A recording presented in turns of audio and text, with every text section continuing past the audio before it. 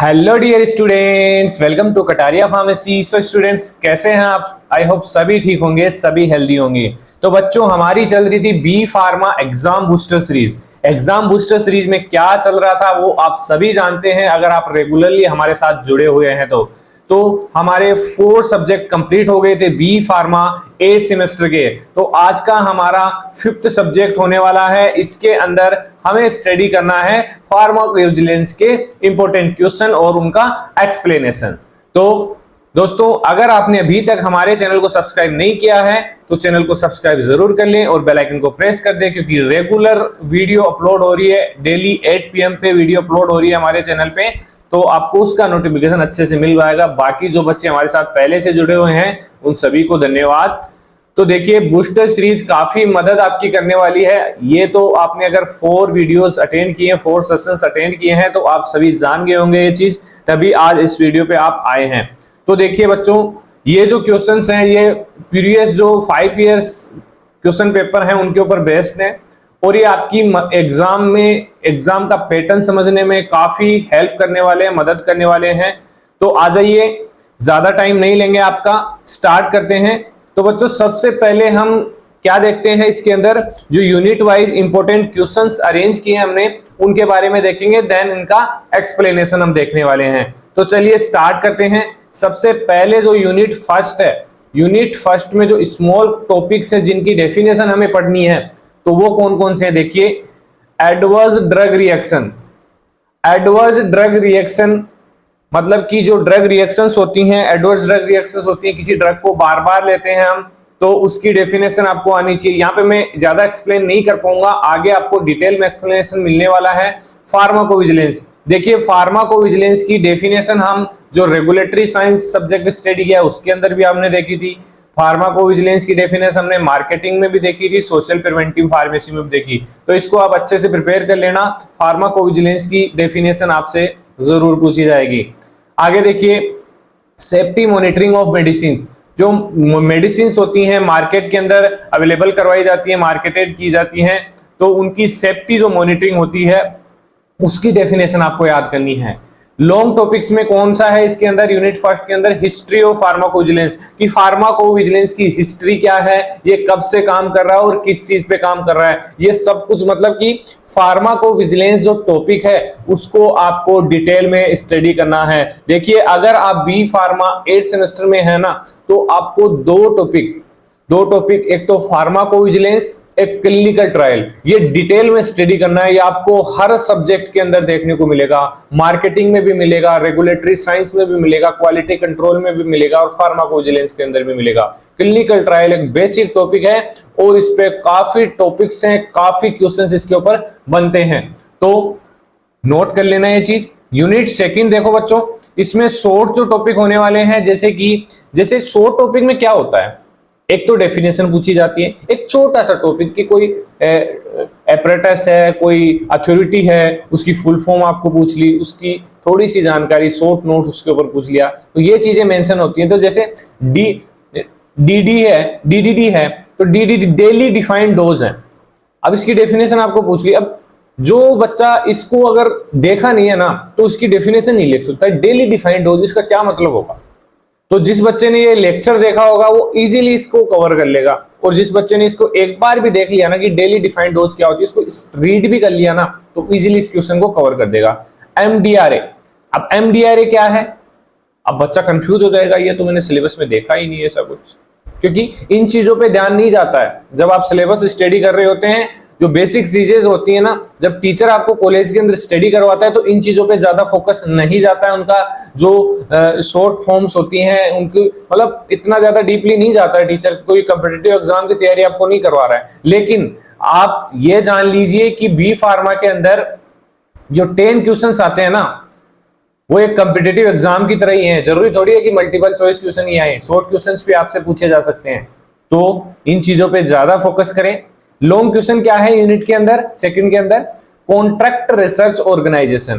Contract research organisation क्या होती है, कैसे ये काम करती है, ये लॉन्ग क्वेश्चन है, आपको 5 मार्क्स या 10 मार्क्स में देखने को मिल सकता है। आगे देखिए pharmacovigilance programme in hospital. Hospital के अंदर फार्माकोविजिलेंस जो प्रोग्राम हो कैसे कंडक्ट करवाया जाता है, क्या उसकी भूमिका होती है, क्या रोल होते हैं, वो सब कुछ आपको इसके अंदर लिखना है डिटेल के अंदर।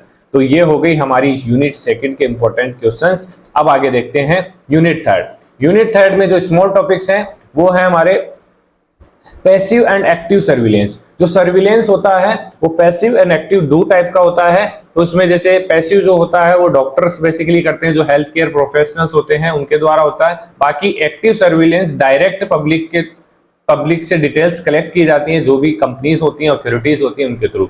कोर्ट स्टडी के बारे में भी पिछले लेक्चर्स में हमने बताया है कि ये जो ह्यूमन बींग्स होते हैं उनके ऊपर, उनके ग्रुप्स के ऊपर स्टडी की जाती है और डाटा को कलेक्ट किया जाता है। आगे देखिए long topics, vaccine safety monitoring. Vaccine safety monitoring क्या होती है उसके बारे में आपको डिटेल में स्टडी करना है। ये आपको 10 मार्क्स के अंदर पूछा जाएगा। इसके अलावा लॉन्ग क्वेश्चन क्या है इसके अंदर, कम्युनिकेशन इन फार्माकोविजिलेंस। कम्युनिकेशन की क्या भूमिका होती है, क्या इंपॉर्टेंट रोल होता है फार्माकोविजिलेंस के अंदर, ये 5 मार्क्स का क्वेश्चन है, अच्छे से प्रिपेयर कर लेना। देखिए आप अगर सिलेबस उठाने लग जाएंगे ना तो आपको इससे भी कम टॉपिक नजर आएंगे कि सर इतने ही इंपॉर्टेंट नजर आ रहे हैं, लेकिन मैं फिर भी जो क्वेश्चन पेपर हैं उनके बेस पे उनमें जो क्वेश्चन पूछे जा रहे हैं, किस टाइप के क्वेश्चन पूछे जा रहे हैं, उसके हिसाब से इनको अरेंज कर रहा हूं। तो ये चीजें आपको काफी मदद करने वाली है एग्जाम के अंदर। अभी आपको ऐसा लगेगा कि कोई फायदा नहीं होने वाला है इसका, लेकिन आपको जब आप एग्जाम पेपर देने जाओगे ना बच्चों, तो उसमें आपको इसकी मदद मिलने वाली है। यूनिट फोर्थ में देखिए शॉर्ट जो टॉपिक्स हैं, शॉर्ट टॉपिक है पोस्ट अप्रूवल फेज। देखिए क्लिनिकल ट्रायल जो होता है ना उसकी डिफरेंट फेजेस होती हैं। बेसिकली 4 फेज होती है क्लिनिकल ट्रायल की। अगर आपने स्टडी की है तो 1, 2, 3, 4 फेजेस होती हैं। इसके अलावा प्री क्लिनिकल ट्रायल्स आते हैं, पोस्ट क्लिनिकल ट्रायल्स आते हैं।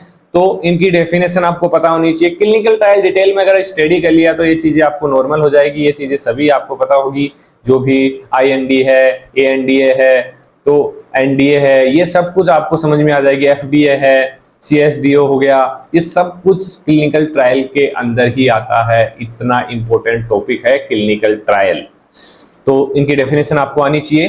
Pre clinical trial, clinical trial, post approval phases. Long question क्या आ सकता है यूनिट 4 के अंदर, ICH गाइडलाइंस, जो इंटरनेशनल कॉन्फ्रेंस ऑन हार्मोनाइजेशन है उसकी जो गाइडलाइंस है फॉर फार्माकोविजिलेंस, वो आपको पता होनी चाहिए। ये गाइडलाइंस बहुत ही इंपॉर्टेंट होती हैं।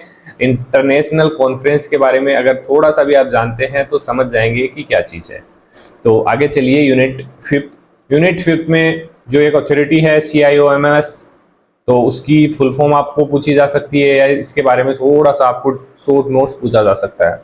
ड्रग एंड कॉस्मेटिक एक्ट के बारे में पूछा जाता है, कब ये लागू हुआ था, क्या इसके अंदर इंक्लूड होता है। इसके अलावा वाई शेड्यूल के अंदर क्या आता है वो आपको पता होना चाहिए। ये स्मॉल टॉपिक्स हैं यूनिट 5 के अंदर। लॉन्ग क्वेश्चन में है ड्रग सेफ्टी इवैल्यूएशन इन स्पेशल पॉपुलेशन। स्पेशल पॉपुलेशन क्या होती है, जैसे प्रेग्नेंट वुमेन है, एल्डरली पीपल है, चाइल्ड्स है, क्योंकि उनके अंदर जो ड्रग्स है वो अलग तरीके से, थोड़ा सा डिफरेंट तरीके से इफेक्ट करती है, तो उसकी सेफ्टी मॉनिटरिंग इवैल्यूएशन करना होता है। तो ये टॉपिक भी बहुत ही ज्यादा इंपॉर्टेंट है, अच्छे से इसको प्रिपेयर करना। तो बच्चों आ जाइए, आप बात करेंगे हम एक्सप्लेनेशन की। तो एक्सप्लेनेशन हम देखेंगे। अगर आपने अभी तक हमारे साथ बने हुए हैं तो आपका बहुत बहुत धन्यवाद, और आपके लिए भी ये काफी फायदेमंद होने वाला है। जो बच्चे स्किप कर गए हैं वो एक्सप्लेनेशन को भी स्किप कर गए हैं। तो आ जाइए फर्स्ट यूनिट से हम कर लेते हैं स्टार्ट इसको। तो डिफाइन सम टॉपिक्स, वही टॉपिक्स हैं, ज्यादा कोई यहाँ पे डिफरेंस नहीं है कि यहाँ पे एक्सप्लेनेशन के अंदर आपको कोई अलग टॉपिक बता दिया जाए।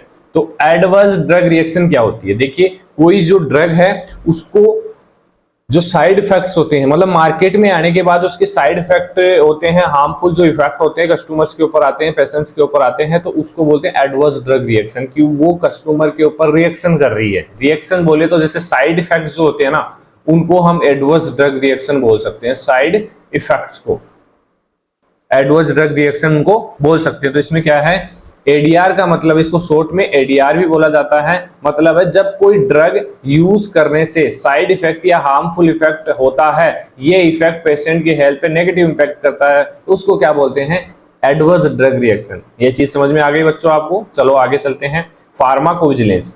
फार्माकोविजिलेंस वो प्रोसेस है जिसमें ड्रग की सेफ्टी को मॉनिटर किया जाता है। एक ऐसी अथॉरिटी है, हमारे पास ये बुक है, मतलब हमें स्टडी करने के लिए एक सब्जेक्ट दिया गया है, बाकी एक ऐसी अथॉरिटी, एक डिपार्टमेंट है जो ड्रग की सेफ्टी को मॉनिटर करता है। डिपार्टमेंट है, इसमें आप जॉब भी कर सकते हैं। तो फार्माकोविजिलेंस प्रोसेस है जिसमें ड्रग की सेफ्टी को मॉनिटर किया जाता है ताकि उनके एडवर्स इफेक्ट्स, जो साइड इफेक्ट्स होते हैं, उनको कम किया जा सके, उनके रिस्क को कम किया जा सके, जिससे पेशेंट की सेफ्टी इंप्रूव हो सके। तो ये हो गया फार्माकोविजिलेंस। आगे देखिए सेफ्टी मॉनिटरिंग ऑफ मेडिसिन। अब मेडिसिन की सेफ्टी मॉनिटरिंग क्या होती है? ये एक प्रोसेस है जिसमें जो मेडिसिन की सेफ्टी है उसको ट्रैक किया जाता है। मतलब जैसे फार्माकोविजिलेंस के अंदर होता है, उसको चेक किया जाता है कि कौन सी मेडिसिन के क्या क्या साइड इफेक्ट आ रहे हैं, एडीआरस आ रहे हैं, जो एडवर्स ड्रग रिएक्शंस हो रही हैं। तो यही इसके अंदर आते हैं। मार्केट में रिलीज होने के बाद ही इन चीजों का पता लगता है, तो जिससे ड्रग की सेफ्टी को मॉनिटर किया जाता है, जिससे जो भी रिस्क हैं, साइड इफेक्ट्स हैं पेशेंट्स के अंदर देखे जाते हैं, उनको कम किया जा सकते हैं, डिटेक्ट किया जा सकता है। तो यही है, ये प्रोसेस है जिसमें मेडिसिन की सेफ्टी को ट्रैक किया जाता है मार्केट में रिलीज होने के बाद, ताकि कोई पोटेंशियल रिस्क या साइड इफेक्ट जल्दी से डिटेक्ट किया जा सके। आगे देखिए, जो लॉन्ग टॉपिक है हिस्ट्री। हिस्ट्री काफी लंबी है फार्माकोविजिलेंस की।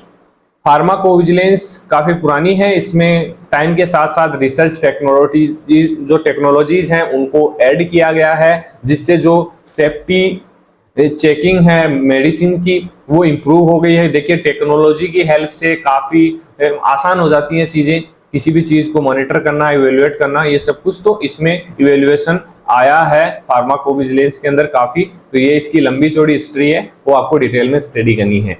तो आ जाइए अब आगे चलते हैं हम यूनिट सेकंड के ऊपर। तो फर्स्ट यूनिट सेकंड के अंदर डेली डिफाइंड डोज क्या होती है? देखिए एक फिक्स्ड डोज होती है जो एक पेशेंट को, मान लीजिए एक पेशेंट है जिसको हो रहा है फीवर। अब फीवर हो रहा है तो उसको कितनी डोज की रिक्वायरमेंट पड़ेगी? पीसीएम की, पैरासिटामोल की कितनी रिक्वायरमेंट पड़ेगी? तो इसको मॉनिटर करना बहुत ही ज्यादा जरूरी होता है और ये चेक भी किया जाता है, टेस्टिंग भी की जाती है। तो उस जो डोज हम देते हैं पेशेंट को, जैसे 500 mg, 600 mg, 650 mg, तो वो होती है डेली डिफाइंड डोज। तो इसके अंदर क्या है? DDD एक स्टैंडर्ड मेजर्ड है जो स्पेसिफिक ड्रग को रिकमेंडेड डोज को डिफाइन करता है, जो एवरेज एडल्ट पॉपुलेशन के लिए सेफ और इफेक्टिव होता है। मतलब ऐसी डोज बनाई जाती है जो एवरेज का मतलब होता है कि जैसे 100 पीपल है तो उनके अंदर वो सेफ रहे, ऐसी ड्रग, तो इसको बोलते हैं डेली डिफाइंड डोज। MDRA, ये क्या है? Medical dictionary for regulatory activities. जो रेगुलेटरी एक्टिविटीज होती हैं उनकी एक डिक्शनरी होती है, इसकी फुल फॉर्म है medical dictionary for regulatory activities. तो इसमें क्या होता है, जो मेडिकल टर्म्स होती हैं उनको स्टैंडर्डाइज किया। तो जो टर्म्स यूज होती हैं जैसे एडवर्स इफेक्ट्स होते हैं और भी काफी चीजें होती है मेडिसिन रिलेटेड, वो उसके अंदर मेंशन होती है, डिक्शनरी टाइप होती है। इसके अलावा एक डिक्शनरी होती है और होती है, वो होती है WHO डिक्शनरी। इसके अंदर जो ग्लोबल मेडिसिन होती हैं उनकी जो इंफॉर्मेशन होती है, मतलब ग्लोबली, WHO एक ग्लोबली है, वर्ल्ड हेल्थ ऑर्गेनाइजेशन है, तो इसके अंदर सभी जो कंट्रीज हैं उनकी जो मेडिसिन से इंफॉर्मेशन होगी तो उसके लिए एक डिक्शनरी होती है, उसको बोलते हैं WHO ड्रग डिक्शनरी। आगे चलिए, जो कॉन्ट्रैक्ट रिसर्च ऑर्गेनाइजेशन CRO क्या है? ये जो फार्मास्यूटिकल कंपनीज होती है ना, जो क्लिनिकल ट्रायल करती हैं मेडिसिन के ऊपर, तो उनकी हेल्प करती है ड्रग की सेफ्टी को चेक करने के लिए, ड्रग की जो इफिकेसी होती है उसको चेक करने के लिए। तो फार्मा कंपनीज को क्लिनिकल ट्रायल, ड्रग टेस्टिंग और रिसर्च में हेल्प करती है। ऑर्गेनाइजेशन ड्रग डेवलपमेंट और सेफ्टी मॉनिटरिंग के लिए बहुत ही ज्यादा इंपॉर्टेंट है। देखिए आप लोगों को लग रहा होगा कि सर आप इस किस टाइप से हमें बता रहे हैं एक्सप्लेनेशन, हमारे तो ये एग्जाम में हम लिख ही नहीं सकते। तो बच्चों ये आपके लिए बहुत ही बेनिफिशियल है, ये चीज आपको पता नहीं है, क्योंकि अब देखिए आपने अगर स्टडी किया है, आप लास्ट टाइम आपका एग्जाम टाइम आ चुका है, मान लीजिए कल एग्जाम है, 2 दिन बाद एग्जाम है और आप इस सीरीज को देख रहे हैं, तो आप यकीन मानिए कि इस सीरीज को देखने के बाद आपके सारे जो भी इंपॉर्टेंट टॉपिक्स हैं आपके सिलेबस में वो सारे रिवाइज हो जाएंगे।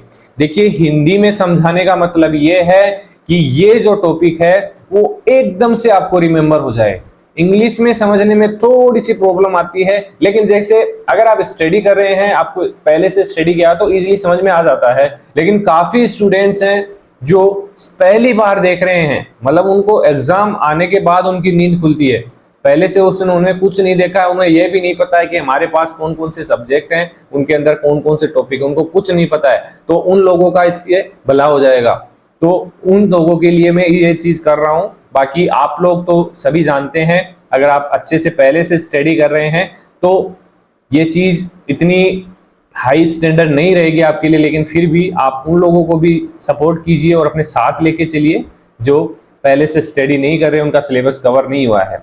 तो ये हो गया contract research organisation pharmacovigilance programme in hospital. तो हॉस्पिटल के अंदर फार्माकोविजिलेंस प्रोग्राम बेसिकली जो ड्रग की एडवर्स ड्रग जो रिएक्शंस होती है ना, सबसे पहले हॉस्पिटल से ही उसका डाटा कलेक्ट किया जाता है, क्योंकि पेशेंट कहां आता है, डायरेक्टली हॉस्पिटल के अंदर आता है। तो हॉस्पिटल में जो नर्सिंग स्टाफ है और अदर स्टाफ है वो डाटा कलेक्ट कर लेते हैं, फार्मेसी स्टाफ से डाटा कलेक्ट कर लेते हैं कि पेशेंट अगर आया है, उसको कोई डिजीज हो रही है, तो उसको उस डिजीज को ठीक करने की जो मेडिसिन दी जा रही है उनसे क्या इफेक्ट आ रहा है, क्या कोई साइड इफेक्ट तो नहीं आ रहा है। तो सबसे पहला जो रोल होता है वो होता है हॉस्पिटल्स का इन फार्माकोविजिलेंस प्रोग्राम के अंदर। हॉस्पिटल में फार्माकोविजिलेंस प्रोग्राम काफी इंपोर्टेंट होता है, जहां ड्रग की सेफ्टी को मॉनिटर को क्लोजली ट्रैक किया जाता है। इसमें एडवर्स ड्रग रिएक्शन को रिपोर्ट करना और एनालाइज करना शामिल है। आगे देखिए यूनिट थर्ड में फर्स्ट टॉपिक दे रखा है हमें passive and active surveillance. Passive and active surveillance, passive surveillance क्या होता है, इसके अंदर जो हेल्थ केयर प्रोफेशनल्स होते हैं, डॉक्टर्स होते हैं, वो जो एडवर्स ड्रग रिएक्शन की रिपोर्ट्स होती हैं उसमें शामिल होते हैं, उसको कलेक्ट करते हैं। लेकिन जो एक्टिव सर्विलेंस होता है उसके अंदर क्या होता है, इसमें जो रिसर्चर्स या जो कंपनीज होती है ना जिनकी मेडिसिन है, वो पेशेंट से डायरेक्ट डाटा कलेक्ट करती है एडवर्स ड्रग रिएक्शंस का। तो ये टाइप हो गया पैसिव और एक्टिव का। कोर्स स्टडीज मैंने बता दिया आपको, ये रिसर्च की जाती है, स्टडी की जाती है ग्रुप ऑफ पीपल्स पे और ट्रैक किया जाता है उनको, उनकी हेल्थ आउटकम्स को, हेल्थ को ट्रैक किया जाता है। एक टॉपिक है, एक नया सा टॉपिक है, ये प्रीवियस जो पहले के पेपर्स हैं उनके अंदर एक क्वेश्चन पूछा गया है। सेंटिनल साइट्स ये क्या होती हैं, ये वो साइट्स होती हैं जहां ड्रग की सेफ्टी को मॉनिटर करना स्पेसिफिक फोकस होता है। मेन टारगेट क्या होता है, ऐसी साइट है जहां पे मेन टारगेट क्या होता है, जो ड्रग की सेफ्टी है उसको मॉनिटर किया जाता है, जैसे फार्माकोविजिलेंस हो गया। इसके अलावा जो पहले मैंने एक सीआरओ दिया था, या फिर सीएसडीओ जो अथॉरिटीज हैं वो क्या करती हैं, मेन जो ड्रग की सेफ्टी है उसको इवैल्यूएट करती हैं। तो ऐसी साइट्स को क्या बोलते हैं, सेंटिनल साइट्स बोलते हैं। इन साइट से कलेक्ट डाटा सेफ्टी मॉनिटरिंग में यूज होता है। लॉन्ग टॉपिक्स में देखिए vaccine safety surveillance. Vaccine safety को मॉनिटर करना एक प्रोसेस है, मतलब जो सर्विलेंस है इसमें क्या होता है कि जो वैक्सीन दी जाती है पेशेंट्स को उनको मॉनिटर करना होता है। देखिए वैक्सीन ये नहीं है कि जैसे 1000 लोगों को अगर वैक्सीन दी जा रही है तो 1000 लोगों में उसका राइट इफेक्ट आए, ऐसा नहीं है। एक बंदे को तो साइड इफेक्ट होगा। आपने देखा होगा कोविड-19 की जो वैक्सीन दी गई है, काफी लोगों में उसके बड़े बड़े साइड इफेक्ट हुए हैं और हमने भी देखे हैं। तो वो चीज होती है कि उसकी अब उस चीज का अगर रिसर्च किया गया है उसके ऊपर, ये चीजें अगर वैक्सीन सेफ्टी सर्विलेंस किया गया है, टीम बिठाई गई है, तो उन्होंने मॉनिटर किया है इन सब चीजों को, वो आपसे शेयर नहीं की जाती हैं, लेकिन एक्चुअली ये चीजें मॉनिटर होती हैं और उस पर इंप्रूवमेंट किया जाता है, तो ताकि वैक्सीन के साइड इफेक्ट को आइडेंटिफाई किया जा सके और उसको कम किया जा सके। तो ये हो गया vaccine safety surveillance. Communication in pharmacovigilance, pharmacovigilance की कम्युनिकेशन, मतलब फार्माकोविजिलेंस के अंदर कम्युनिकेशन का रोल बहुत ही बड़ा होता है। इसके अंदर पेशेंट, डॉक्टर्स, जो सर्विलेंस अथॉरिटीज होती हैं उनके बीच कम्युनिकेशन होता है, क्योंकि ये मामला है ड्रग सेफ्टी का, ड्रग एडवर्स ड्रग रिएक्शन का, तो इसमें कम्युनिकेशन में दिक्कत नहीं आनी चाहिए। कम्युनिकेशन बहुत ही ज्यादा जरूरी होता है। तो ये भी बहुत ही अच्छा टॉपिक है, 10 मार्क्स के लिए प्रिपेयर करना है इसको। आगे चलिए यूनिट 4 में 3 डेफिनेशन है, बहुत ही अच्छी डेफिनेशन है, अच्छे से आपको समझ में आएगी और बहुत ही अच्छा टॉपिक है। कौन सा, क्लिनिकल ट्रायल। क्लिनिकल ट्रायल के अंदर ये चीजें सभी आपको देखने को मिलेगी। तो फर्स्ट देखिए post approval phase. Post approval phase कब आती है, जब ड्रग मार्केट के अंदर निकल जाती है क्लिनिकल ट्रायल के बाद। तो ये फेज है जब एक ड्रग मार्केट में आ जाता है और उसकी सेफ्टी और एफिकेसी को रियल वर्ल्ड में चेक किया जाता है, मतलब पहले तो ऐसे ही चेक किया जाता है लैब में, लेबोरेटरीज में टेस्टिंग वगैरह करके, लेकिन जब रियल वर्ल्ड में चेक किया जाता है उसको बोलते हैं पोस्ट अप्रूवल फेज। उसमें ये सब कुछ एक प्री क्लिनिकल में क्या होता है, जो एनिमल्स होते हैं उनके ऊपर टेस्टिंग की जाती है मेडिसिन की, उसकी सेफ्टी को चेक किया जाता है। क्लिनिकल फेजेज में जो सेफ्टी होती है, मतलब ये स्टेज होती है ह्यूमन ट्रायल्स की। ह्यूमंस पे बेसिकली ह्यूमन के जो ग्रुप्स होते हैं उनके ऊपर ट्रायल किया जाता है क्लिनिकल ट्रायल पे। इसकी फेज होती है 4, first, second, third, fourth, different phases हैं। डिटेल में स्टडी कर लेना। जरूरी नहीं है कि फार्माकोविजिलेंस के अंदर ही आपको एक क्वेश्चन पूछा जाए, आपको रेगुलेटरी साइंस में पूछ सकते हैं, मार्केटिंग के अंदर भी पूछ सकते हैं, सोशल प्रिवेंटिव फार्मेसी के अंदर भी पूछ सकते हैं।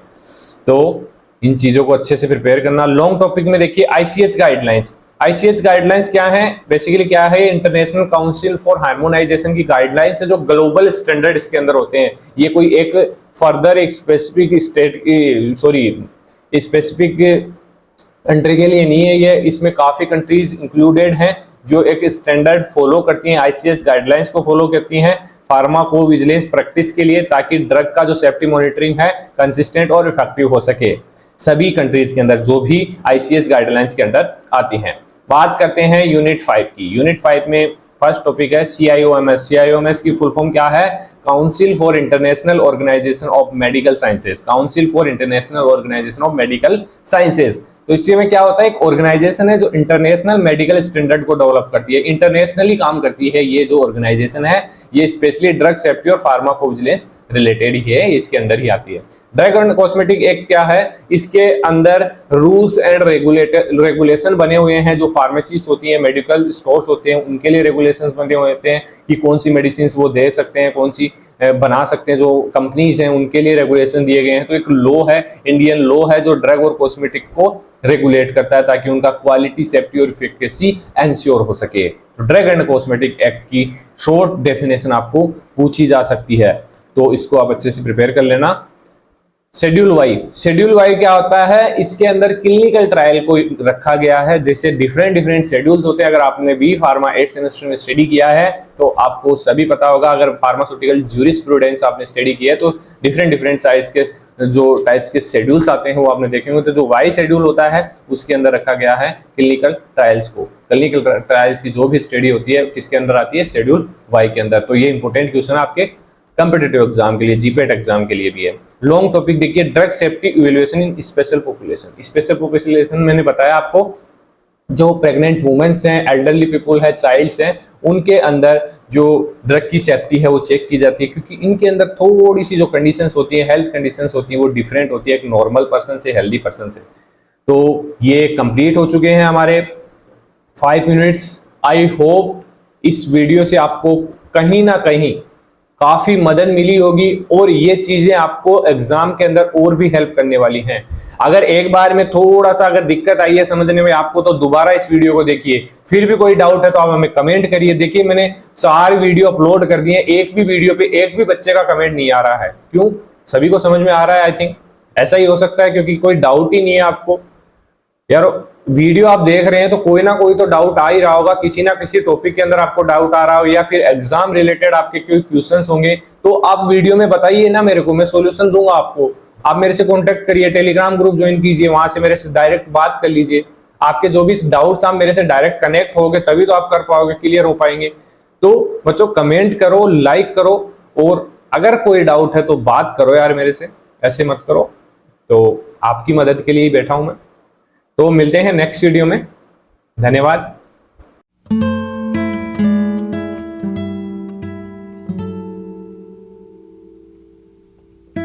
thank you